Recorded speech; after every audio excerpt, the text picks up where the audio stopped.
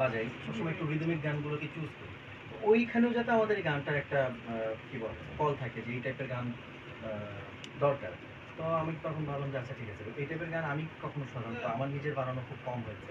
মানে এর আগে আমি করেছি ওয়েস শ্যাম, সেটা আমার কম্পোজিশন ছিল। আমি গেয়েছি। বাট ফার্স্ট টাইম একটু রিদমিক গান আমাকে বানাইতে হচ্ছে, তো এটা আমার জন্য একটা চ্যালেঞ্জিং বিষয় ছিল। তো এইজন্য আমি ৩-৪ দিন সময় নিয়েছি যে আসলে কি করা যায় এবং এমন একটা টপিক থাকবে যেটা মানুষের মাথায় গুনগুন করবে। সাধারণত প্রেমের গানের কথা তো প্রেম বেস থাকবে, বাট এবার আমি টপিকটাই ছিল কন্যা। একটা ওয়ার্ড থাকবে, ওয়ার্ডটা নিয়ে আমরা কাজ করব এবং এটা মানুষের মাথায় গুনগুন করবে এরকম কিছু। তো আমার সাথে সজল ভাই মোটামুটি একটা ৩-৪ দিনের একটা ভালো একটা ৭ দিন ৮ দিনের একটা মানে একটা সেশন গেছে। সজল ভাই একটু পর পরে কিছু করছিস কিছু করছিস। তো লাস্টে যখন গানটা বানাইলাম ভাইয়া সেলুনে ছিল। আমি গানটা পাঠানোর পর বললাম একটু শুনে দেখো। তুমি বললো আমার সাথে তো হেডফোন নাই। আমি বললাম যে ওদের স্পিকার থাকলে ওইখানে শোনো।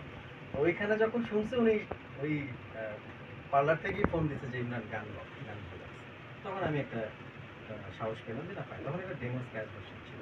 তো আরেকজন আমাকে প্রচন্ড হেল্প করছে হচ্ছে জীবন ভাই। উনার সাথে আমার ইন দ্য মিন টাইম অনেক কনভারসেশন চলতেছিল যে কি করা যায়। কারণ লিরিক্যালি আমরা খুব ডিসকাস করি যে যেমন ধরেন আমি একটা ওয়ার্ড দেই, যে জীবন ভাই এই ওয়ার্ডটা দিয়ে শুরু করা যেতে পারে। তখন ওইটার উপর উনি লিখে দেয় বা উনি আমাকে একটা আইডিয়া দেয় যে এরকম কিছু একটা হইতে পারে। সো আসলে এটা একটা টিম ওয়ার্ক। তো সব মিলিয়ে আসলে গানটা একটা ভালো কিছু হয়েছে এবং মানুষ পছন্দ করছে। আসলে আমি সবাইকে ধন্যবাদ দিতে চাই। জীবন ভাই সম্পর্কে